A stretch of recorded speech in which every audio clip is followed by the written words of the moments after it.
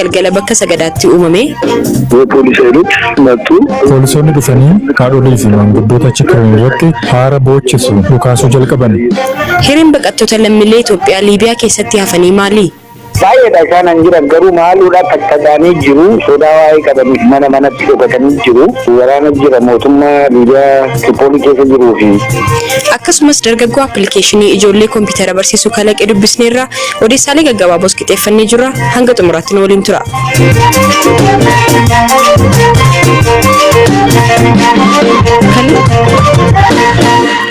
Kaleessa galgala halkan walakkaa magaalaa Finfinnee naannoo Haayolat jedhamee beekamutti bakka sagadaa waliin wal qabatee rakkoo nageenyaa uumameen lubbuun namoota lama darbeera. Mana amantaa Ortodoksii Itoophiyaa kutaa lallabaa magaalaa Finfinneetti hoogganaa bulchiinsa lubootaa kan ta'an Malaaka Hiwoot Abbaa Walda Yesuus amantoota ayyaanaaf qophii gochaa sagadaa turan irratti poolisiin tarkaanficha fudhatee jechuun BBCtti himaniiru.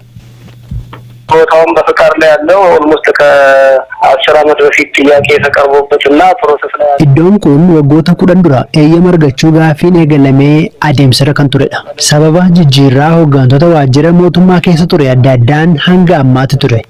Yeroo ammaatti garuu kutaa lallabaa Finfinnees xalayaa seera qabeessa waajjira aanaa fi hundaaf ergee irratti mari'achaa jira. Yeroo kanattidha dilbata qiddaaseen gaggeeffame borummoo 29 qulqulleettii Arseemaa kabajuuf jecha hawaasni achitti walitti qabamee utuu kadhannaa gaggeessaa jiranii ture. Halka walakkaa sa'aatii 6 eegalee rakkoon kan dhalate. Namoonni yeroo ajjeefamanis ijaan agarreerra. Namni 2 du'eera. Reeffi isaanii Minilikitti qoratamaa jira. Namoonni madaa'anii hospitaala seenanis jiru. Uummanni aarii isaa dhageessaa jira. Namoonni naannichaa boo'ichaa fi iyya keessa taa'anii miirri isaanii tuqameera. Iddoon sun iddoo seeraan ala ta'e miti. Manneen kiristaanaa Finfinnee keessa jiran mootummaan tokko isaaniif lafa safaree kenneefi miti kan ijaaraman. Yeroo hawaasni tokko dhaqee iddoo tokko qubatu hawaasa hordofanii kan ijaaramanidha. Xalayaa waajjira aanaatti erguun utuu deebii eegnuuti kun kan ta'e. Osoma seeraan ala ta'e iyyuu hojii seeraan alaa tokko tarkaanfii seeraan alaan furuun hin danda'amu. Nama ajjeesunis ta'e aara nama boosisu namatti dhukaasunis sirrii miti. Tasgabbeessanii irra deddeebiin mari'achiisanii nuutinis waamanii koottaa dhaabsisaa jechuun ni danda'ama. አዋይቶ አካባቢውን ከኛ ጋርም ተደጋጋሚ ውይይት አድርጎ እኛንም ኑና አስቆሙልን ማለት ይቻላል። kanneen ajjeefaman keessaa tokko Mikaa'el Faanos nama jedhamu ta'uu kan dubbate soddaan isaa Maharii Hagos nama homaa qabatee hin turre rasaasaan ajjeesanii jechuun BBCtti himeera. Walakkaan nama irbaata nyaatee naannoo bataskaanichaa rafee ture. Poolisoonni dhufanii haadholii fi maanguddoota achi turan irratti haara boochisu dhukaasuu jalqaban. Namni sana argee baqachuu jalqabe. Sana boodadha rasaasa dhukaasuu kan jalqaban. Kan dhukaase namoota uffata poolisii federaalaa uffatanidha. Namni baay'een kukkufaa ture. Utuu jarri kun qaama mootummaa hin taaneeti yeroo isaan dhukaasanitti dhaga'ee qaamni mootummaa dhufe hojii tasgabbeessuu ni hojjeta ture. Kanaaf mootummaan kana beekaa jechuudha. Nama baay'eetu miidhame. Abbootii fi haadholeen mana isaaniitti hin galle jiru. Eessa akka isaan jiran hin beekamu. Namni homaa hin qabaanne rasaasaan yeroo rukutamu waan jennu hin beeku. Kana caala haqa nuuf kennu jennee yaadne murteessaa Waaqayyo haa kennuufi. Dhimma kana booda miidiyaaleef ibsa kan kennan kantiibaan ittaanaa magaalaa Finfinnee Injiinar Taakkalaa Uumaa namoonni 2 du'uu mirkaneessaniiru. Wanti kaleessa halkan raawwate kun beekamtii mootummaa fi mana amantaa Ortodoksii Tawaadoon ala raawwate jedhaniiru. Kanaan wal qabatee namoonni 7 shakkiidhaan to'atamuus ibsaniiru. በመንግስትና በሃይማኖት ተቋማት መካከል ያለውን መልካም ግንኙነት የማጠልሸት ስራ ስለሆነ mootummaa fi manneen amantaa gidduu hariiroo gaarii jiru cilee dibuu waan ta'eef mootummaan kana ni balaaleffata. Du'a gaheera. Bakka rakkoon dhalates argeera. Baay'een gadde. Kaayyoon keenya jireenya dargaggootaa fi hawaasaa jijjiiruudha. Wanti raawwate beekamtii abbootii amantii fi sinodosii mana kiristaanaa Ortodoksiin ala kan hojjetamedha.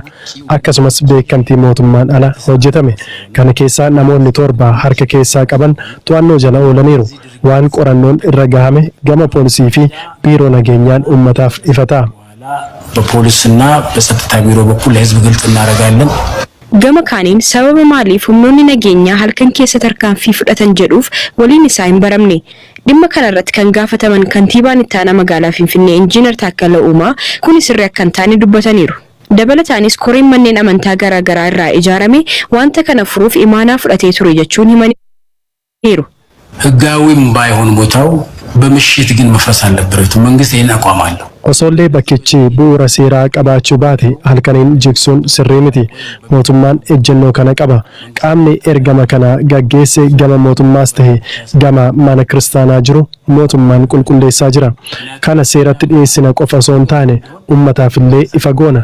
Sababni isaas koreen mootummaa fi manneen amantaa irraa ijaarame lafni qabame osoollee seeraan ala ta'e ofuma isaanii akka deeguu danda'an kana dura hojjechaa turan.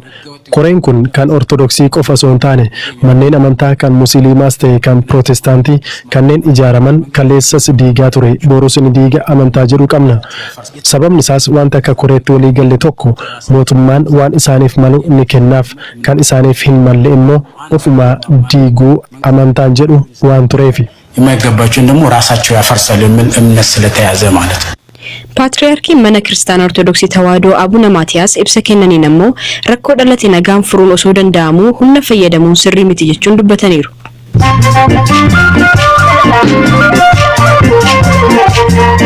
BBC Afaan Oromooti kan hordofaa jirtanii amma immoo oduun gaggabaabsee isinitti himaa ani Hirphaa Gammachuutiin.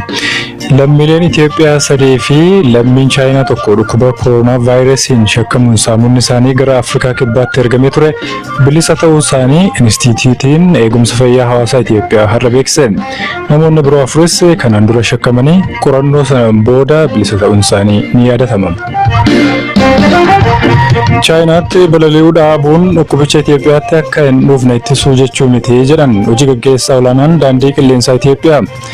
Obbo Tolde Gabramaariyaam FBC'tti akka himanitti falli jiru imaltootaa fi hojjettootaaf eegumsa taasisuudha jedhan. Daandiin qilleensaa Itoophiyaa torbanitti si'a 35 gara Chaayinaatti balali'a. Fiigicha fageenya dheeraa fi giddugaleessaa irratti Itoophiyaa bakka bu'uudhaan Olompika Riyoo dabalatee dorgommiiwwan gurguddoo hedduu irratti kan hirmaate atileet Abbaadii Addis ganna 22tti du'aan boqote. Sirni awwaalcha Abbaadii boruu Maayicootti raawwatama. Xiyyaarri Turtii imaltoota 171 fi balalistoota 6 qabatee Istaanbul karaa ka'umsaa irraa maquudhaan iddoo 3tti cabe. Ministeerri geejjiba biyyattii namarra balaan du'aa qaqqabee akka hin jirre ibseera. Namoonni 21 muddamaan gara hospitaala geeffamaniiru. Mana maree bakka bu'oota pirezidaantii jiruudhaan himataman Trump wayita haasaa dhageessuudhaaf mana marichaa dhufanitti afyaa'een mana marichaa harka fuudhuu didanii haasaa isaanis addaan kutuun himameera. Ugandaan imaltoota Chaayinaa irraa buufata xiyyaara biyyattii seenan sakatteensa koronaa vaayirasiif guyyoota 14f adda fuudhuu beeksifte. Lammiileen Chaayinaa 44 sakatteensa kanaaf addatti fo'amuus ministeerri fayyaa biyyattii ibseera. Finland boqonnaa hojii dubartootaaf kanaan dura kennitu warra dhiiraafis akka kennu jalqabdu beeksifte.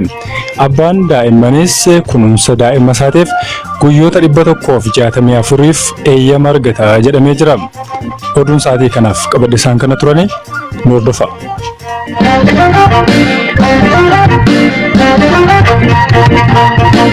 Dargaggoo Naataan Daamxoo magaalaa Finfinneetti dhalatee guddate. Durumaan jaalalaa fi fedhii beekumsa teekinooloojii kan qabu Naataan Yuunivarsiitii Finfinneetti barnoota kompiitaraa barachuun appilikeeshinii B-blockii jedhamu hojjeteera. Appilikeeshiniin isaa kun karaa bohaarsuun ijoollee saayinsii kompiitaraa kan barsiisudha. Naataan haala argannoo teekinooloojii isaa nutti himeera. B-blockii የልጆች ኮምፒውተር ሳይንስ ማስተማሪያ B-blockiin appilikeeshinii moobaayilaa waa'ee kompiitaraa ijoolleettiin barsiisanidha.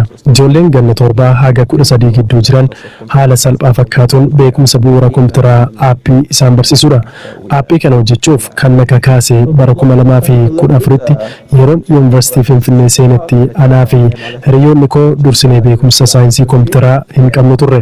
Ijoolleen kun salphaatti tapha kanaan bohaaraa barachuu yoo danda'an hojimaata kompiitaraa salphaatti barachuu danda'u jedhee yaade. Yeroo barumsaa sadarkaa olaanaaf ga'anitti hojimaanni kompiitaraa isaaniif salphata. Sana bu'uura godheen eegale. Haala bohaarsuun yoo dhiyeessineef gaafa guddatan dabalachaa deemu. Kun isa salphaa dhiisanii kan wal xaxaa ta'e akka hiikan isaan gargaara.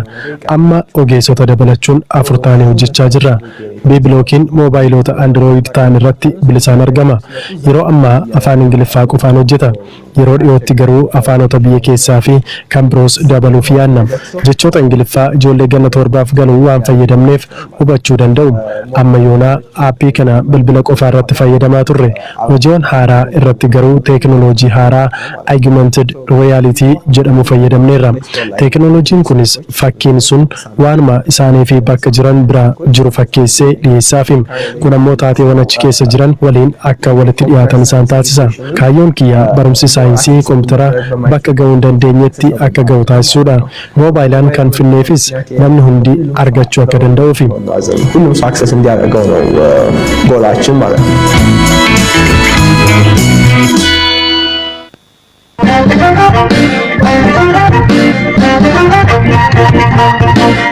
lammiileen Itoophiyaa waggoota muraasa dura jireenya fooyya'aa argachuuf jecha biyya baqatanii Liibiyaa jiran kaampii baqattootaa keessaa ba'uu qabdu waan jedhamaniif rakkoo keessa jiraachuu himu. Dhaabbata biyyoota gamtoomaniitti dhimma baqattootaa kan hordofu UNHCR ibsa torban darbe baaseen sababa rakkoo nageenyaa biyya Liibiyaa keessa jiruun buufata baqattootaa Tiripoolii cufuusaa beeksiseera.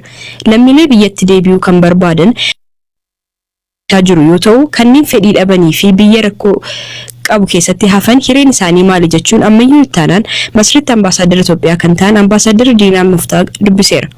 Yaa shanan dabre kana keessatti biyya Liibiyaa fi Kaayiroo irraa nama 547 deebi'e. Kana keessaa namni 170 Liibiyaa irraadha kan deebi'e. Yaa shanan dabre kana jechuu koye. Liibiyaadhaa nama 170 akka deebi'u biise baasee erginee fi qopheessinee turre booda namni 70 qofatu biyya deebi'e. Hafanii haalli isaa wayyaa jira waa'ee jedhanii fi kan turan jira duubatti kan hafan. Haala amma jiruun Liibiyaa keessa lammiilee Itoophiyaa meeqa jira yookiin immoo haala jiru quba qabduusin? Baay'eedha isaan an jiran garuu maaluudhaan tattaaqanii jiru. Sodaa waa'ee qabaniif mana manatti dhokatanii jiru. Maaliif akkuma beektu waraana jiran rakkoo waa'ee jiruu fi walitti bu'iinsi waa'ee jiruu fi kana sodaadhaaf mana manatti dhokatanii jiru.